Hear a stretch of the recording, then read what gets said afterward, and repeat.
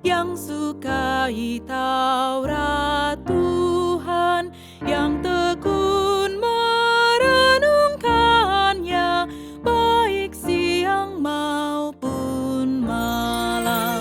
Bahagialah setiap orang yang sukai Taurat Tuhan, yang tekun merenungkannya baik siang maupun malam. Bahagialah yang tak mengikuti nasihatnya orang-orang fasik, tak berdiri di jalan pendosa, menghindari pencemooh.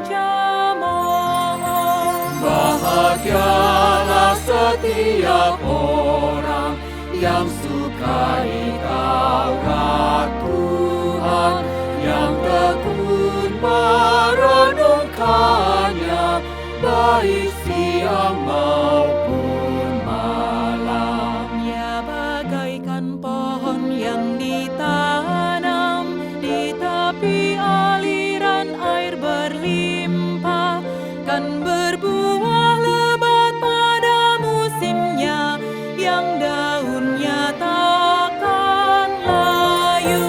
Bahagialah setiap orang yang sukai Taurat Tuhan, yang tekun merenungkannya baik siang maupun malam. Tak begitu jalan orang fasik, seperti sekam ditiup angin, takkan tahan dalam penghakiman di kumpulan orang benar. Bahagialah setiap orang yang sukai Taurat Tuhan, yang tekun merenungkannya baik siang maupun